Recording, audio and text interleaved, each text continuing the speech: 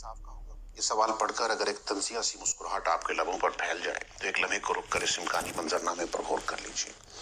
ये बात तो सब जानते हैं कि वफाक में हुकूमत उसी की बनती है जो पंजाब से मैदान मार ले। पंजाब की अहमियत को यूं समझ लीजिए कि पूरे बलूचिस्तान से कौमी असम्बली की कुल नशिस्तों की तादाद 17 है, खैबर पख्तूनख्वा में की तादाद 43 है और सिंध से कौमी असम्बली की कुल नशिस्तें 75 हैं। इन तीनों सूबों की कुल नशिस्तें 135 हैं, जबकि अकेले पंजाब से कौमी असम्बली की कुल नशिस्तों की तादाद 183 है। यानी तीनों सूबों की नशिस्तें मिला ली जाएं तब भी पंजाब के हिस्से में 48 नशिस्तें ज्यादा हैं।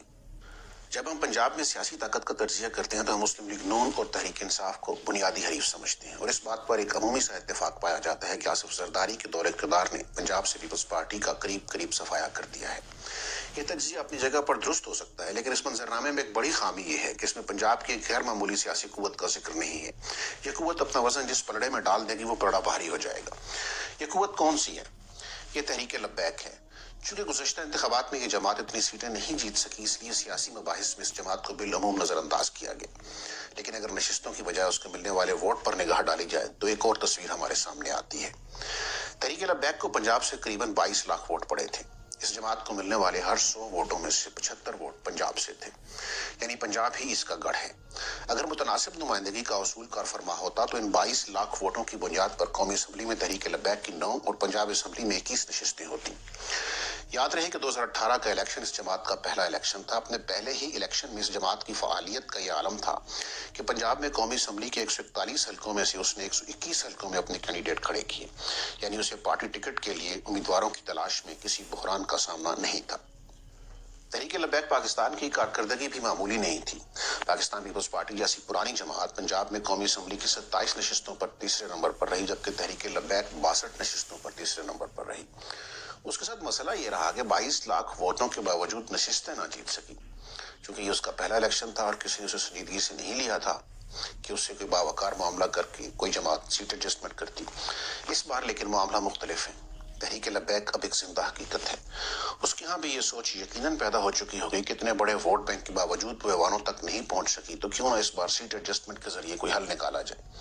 ये सोच अगर पैदा नहीं हुई तो आइंदा इंतखाबात में इसे पैदा किया जा सकता है। सबको मालूम है कि उसके पास 22 लाख का वोट बैंक मौजूद है। इस बार अगर किसी जमात ने उनके साथ बावकार मामला करते हुए सीट एडजस्टमेंट कर ली और उन्हें कुछ नशिस्तें दे दी तो पंजाब की हद तक सारा इंतखाबी मंजरनामा बदल जाएगा। गालिब इम्कान यह है कि ये एडजस्टमेंट तहरीक इंसाफ के साथ होगी। नादीदा और नागुफ्ता वजूहात को तो एक तरफ रख दीजिए और सामने की हकीकतों की बुनियाद पर मामले को देख लीजिए, तब भी यही मंजरनामा बनता है कि तहरीक इंसाफ तहरीक लब्बैक ही की हलीफ बन सकती है। तहरीक लब्बैक पीडीएम की हलीफ नहीं बन सकती। पीडीएम को पहले ही सीट एडजस्टमेंट का बड़ा चैलेंज होगा। ये कहना भी कबल वक्त होगा कि अगले इलेक्शन में बात सीट एडजस्टमेंट तक पहुंच भी पाती है या पीडीएम की जमातें अलग अलग शनाख्त से इलेक्शन लड़ती हैं। हो सकता है तहरीक इंसाफ का मुकाबला पीडीएम एक मुश्तरका इंतखाबी अलायंस के तहत करे। इस सूरत में भी इम्कान यही है कि जहां से जो जमात गुज़श्ता इलेक्शन जीती हो वहां से उसी को टिकट दिया जाए। इस फार्मूले में तहरीक लब्बैक के लिए जाहिर है कि गुंजाइश बहुत कम होगी।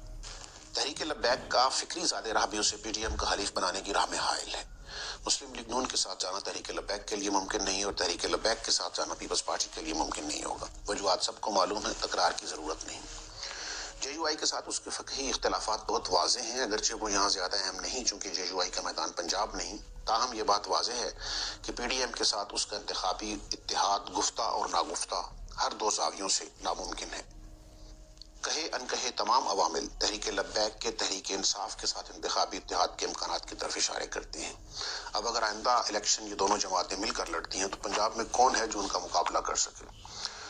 पीपल्स पार्टी पीडीएम का हिस्सा जरूर है, लेकिन जरदारी साहब के होते हुए पीपल्स पार्टी नून लीग की लड़ाई नहीं लड़ सकती और ना ही आम इंतखाबात में उसकी बी टीम का किरदार अदा कर सकती है। पीडीएम के फोरम से जद्दोजहद अलग बात है और पंजाब में मिलकर इलेक्शन लड़ना एक बिल्कुल दूसरा मामला है। पीपल्स पार्टी यहाँ पहले ही बका की जंग लड़ रही है और नून लीग पंजाब को अपना गढ़ समझती है।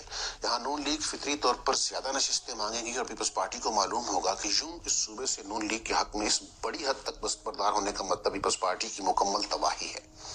पीपल्स पार्टी नून लीग की खातिर अपनी बुनियादों को क्यों खो देगी? आसिफ जरदारी किसी भी वक्त कोई फैसला करके सबको हैरान और नून लीग को परेशान कर सकते हैं। ताहम अगर ये अनहोनी हो ही जाए और पीडीएम एक अलायंस की सूरत में इलेक्शन में आ ही जाए तब भी पंजाब की हद तक उसकी हैसियत कमजोर रहेगी। पीडीएम में नून लीग के सिवा किसी के पास कोई काबिल जिक्र कुव्वत नहीं है।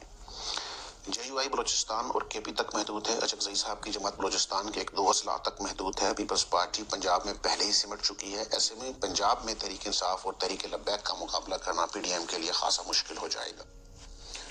پنجاب سے باہر نکلے تو شہری سندھ میں MQM بڑی قوت ہے اور وہ تحریک انصاف کی حلیف ہے. بلوچستان میں BAP یعنی بلوچستان عوامی پارٹی تگڑی ہے اور یہاں سے JUI میں ویسے ہی دراڑ پڑ چکی ہے. مولانا شیرانی اور حافظ حسین احمد الگ ہو چکے ہیں. KPK میں تحریک انصاف شروع ہی سے مضبوط ہے. نون لیگ پنجاب کے علاوہ باقی تینوں صوبوں میں برائے نام ہے اور اس کے سارے حلیف پنجاب میں برائے نام ہے. حکومت البتہ اپنی ناقص کارکردگی کے بوجھ تلے خود ہی خود کو کچل دے تو وہ ایک الگ معاملہ ہوگا. اس صورت میں قاضوں پر کی جانے والی ساری جمع تفریق بے معنی ہو جائے گی اور دیوار پر لکھا غالب آ جائے گا.